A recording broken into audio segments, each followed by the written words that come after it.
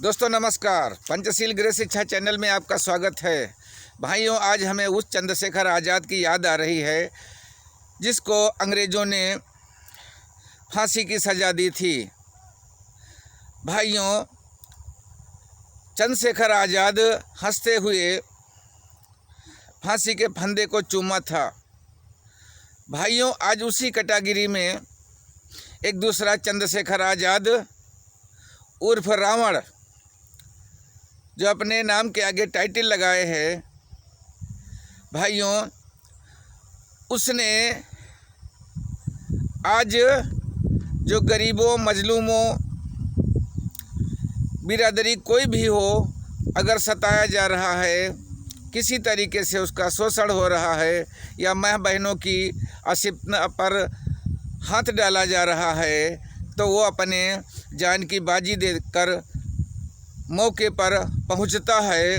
भाइयों, जो कानूनी विधिक कार्रवाई होती है वो सब करवाता है, क्योंकि हमारे यहाँ की सरकार सारे मामले को किस तरीके से प्रेजेंट करती है और मामले का हिसाब किताब लिखती है, वो भाइयों किसी से छिपा हुआ नहीं है। हमारे रक्षक जो थाने में तैनात होते हैं हर समय संगीन लेकर, वही रक्षक हर एक मामले को, अगर किसी तरीके का मारपीट का मामला हो और किसी में कुछ उनको फ़ायदा होने वाला हो, तो उस मुकदमे को इतना ज़्यादा उछालते हैं और एन केन परकेण से अपना उल्लू सीध करते हैं। भाइयों, आज वो स्थिति हो गई है, एक सीधे साधे आदमी को एक आदमी परेशान कर रहा है, अगर वो आदमी कहीं शिकायत करता है तब दोनों पार्टियों को बुलाकर पुलिस जिसका परेशान किया जा रहा है, जिसको उसकी बात ना सुनकर दोनों को तुरंत थाने में बंद कर देती है। भाइयों, इतना ज़्यादा अत्याचार आज थाने में हो रहा है। भाइयों, अगर कहीं बेकसूर लोग कोई प्रकार का धरना प्रदर्शन करते हैं, तो अभी बिहार में भाइयों वहाँ पे लोग शांतिपूर्वक धरना कर रहे थे, लोगों की आवाज़ बुलंद कर रहे थे। भाइयों, पुलिस के ही इशारे पर वहाँ पर कुछ अराजक तत्व आते हैं और उसमें ढीला फेंकते हैं। पुलिस वालों को ढीला लगता है, पब्लिक में लगता है, पुलिस उग्र हो जाती है भाइयों, और उस हैवानियत के साथ उन मासूम महिलाओं और बच्चों और जो समाज की आवाज़ उठाने वाले हैं उनके ऊपर इतना ज़्यादा लाठियाँ बरसाती हैं। भाइयों, इतना खौफ पैदा करती है, इतनी ताकत दिखाती है। अगर ये पुलिस हमारी उन दरिंदों और जो लोगों को परेशान कर रहे हैं, शोषण कर रहे हैं, उनके ऊपर ऐसी ताकत दिखाएं, तो भाइयों थाने में इतने ज़्यादा मुकदमा ना आए। लेकिन अगर मुकदमा नहीं आएंगे तो थाने वालों को उनकी नौकरी में भला नहीं होता है। भाइयों, अगर अलग से उनको कुछ नहीं मिलेगा तो भाइयों वो जो फर्स्ट क्लास वाली अपना जीवन बिताते हैं वो नहीं बिता पाएंगे। भाइयों, आज समाज में कोई व्यक्ति अगर आवाज़ उठाता है तो उसकी आवाज़ दबाने के लिए तरह तरह के षड्यंत्र रचे जा रहे हैं। भाइयों, चंद्रशेखर आज़ाद अगर कहीं जाता है तो उसके पीछे कोई ना कोई षड्यंत्र जरूर होता है, लेकिन वो अपनी किस्मत से बराबर हर समय बचता है। गाड़ियाँ टूटती हैं, काफिले पर पथराव होता है।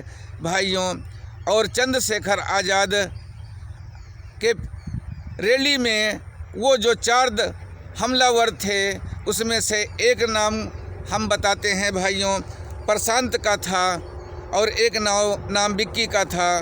प्रशांत ने 2 राउंड गोलियां चलाई थी, एक राउंड गोलियां चलाई थी और विक्की ने 2 गोलियां चलाई थी। भाइयों, वो उनकी रैली में बराबर जा रहे हैं। ये देखिए कैसा खेल हो रहा है। एक आदमी आगे बढ़ रहा है समाज की सेवा करने को और उसकी जान के संगे खिलवाड़ हो रहा है। सरकार मूक दर्शक बनी हुई है। लेकिन भाइयों, इस समय जल्दी से जल्दी हमारे आदित्य योगी नाथ जी ने बहुत बड़ा रहमो करम किया है। चंद्रशेखर आज़ाद को सुरक्षा व्यवस्था दे दी है। ये उनकी सुरक्षा में कुछ नौजवान दे दिए गए हैं भाइयों। लेकिन अभी भी संदेह बना हुआ है कि नौजवान और सुरक्षा गार्ड तो हमारी परम सम्मानीय माननीय स्वर्गीय इंदिरा गांधी जी को मिले थे। भाइयों, किस तरीके से उन सुरक्षा कर्मियों के द्वारा उनको गोलियों से भून दिया गया था। अब समझने की बात यह है कि जो सुरक्षा कर्मी हैं वो सुरक्षा किस मिजाज के हैं, वर्दी ओढ़े हैं, वर्दी के अंदर उनके क्या चल रहा है, ये सब समझने की बात है। अगर ये सब चंद्रशेखर आज़ाद और हमारा समाज समझ गया तब तो चंद्रशेखर आज़ाद हर समय सुरक्षित हैं, नहीं तो सुरक्षा के घेरे में सुरक्षित नहीं हैं। भाइयों, योगी आदित्यनाथ जी ने जो कदम उठाया है वो सराहनीय है। एक लीडर को जो सुरक्षा प्रदान की है भाइयों, वो अत्यंत सराहनीय है। भाइयों, आगे हम आपको ये पैगाम दे रहे हैं कि चंद्रशेखर आज़ाद को दुश्मनों से डर इतना नहीं है जितना उनके आस्तीन में सांप बैठे हुए हैं। अपने आस्तीन के सांप को अगर वो पहचान जाते हैं तो उतनी ज़्यादा इनकी ज़िंदगी होगी। अगर आस्तीन के सांप को नहीं पहचानते हैं तो उतनी ही कम ज़िंदगी होगी भाइयों। और कुछ लोग ऐसे हुए हैं हमारे समाज के जिनकी ओट खसक रही है, खसक नहीं रही है। उनकी ओट जो बांधे खा रही थी, उनको बांधे थे भाइयों। ग्रामीण मोहल्ले में कोई विधायक नेता कुछ मदद करने नहीं जाता था।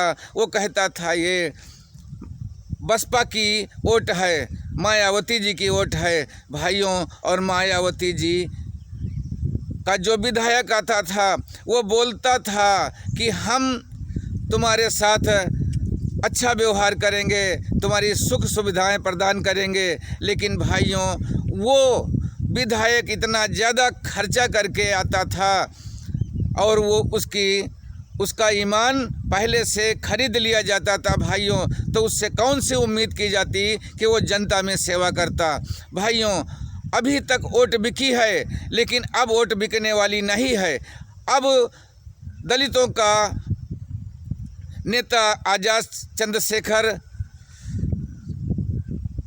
आज़ाद समाज पार्टी अपने जोश खरोश के साथ मान्यवर काशीराम के द्वारा दिया गया ज्ञान से लबरेज होकर वो अपनी जान की परवाह न करके दलितों, शोषितों व कोई भी बिरादरी का व्यक्ति जो सताया जा रहा है कभी भी याद करता है तो चंद्रशेखर वहाँ मौके पर पहुँचते हैं। भाइयों, हमें सुरक्षा चाहिए।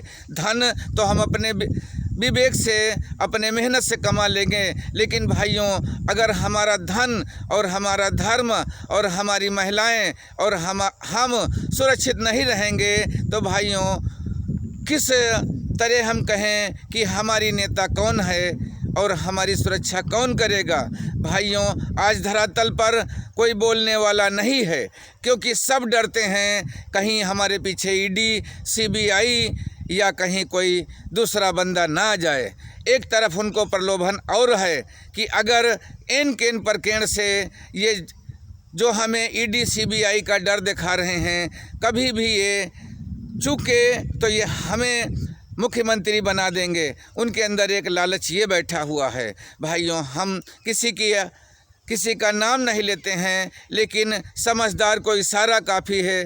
भाइयों, चंद्रशेखर के साथ चलो और चांद के पार चलो, क्योंकि अगर आप कभी भी हाईलाइट हुए, अपने को सुधारने का, अपने को भव्यता से जीने का कभी भी कोशिश की, तब ये हमलावर आपको जीने नहीं देंगे।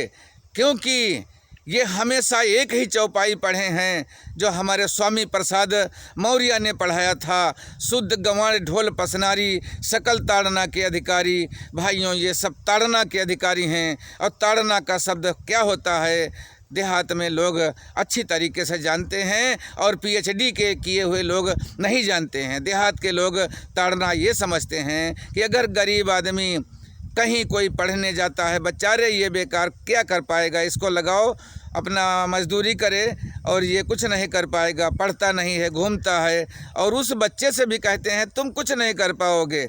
भाइयों, इस तरीके से उसको ताड़ा जाता है। भाइयों, घर की महिलाएं अगर अच्छे कपड़ा पहन लेती हैं फिर भी लोग अगल बगल के लोग कहेंगे तो सूदन वाले कपड़ा पहने हैं। भाइयों, तरह तरह के ये शब्द जो हैं सूद वाले शब्द हैं, यही सब ताड़ना की जड़ हैं। ताड़ना और कुछ नहीं है भाइयों।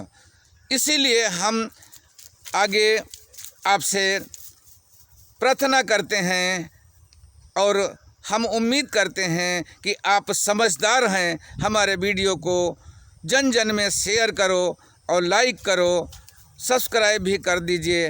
आपके लाइक व सब्सक्राइब से हमें बोलने की आज़ादी मिलती है। जितना ज़्यादा आप लोग हमें पावर देंगे, हम सच्चाई को सच्चाई की तरह से आपके सामने प्रेजेंट करेंगे। भाइयों, बहुत बहुत धन्यवाद।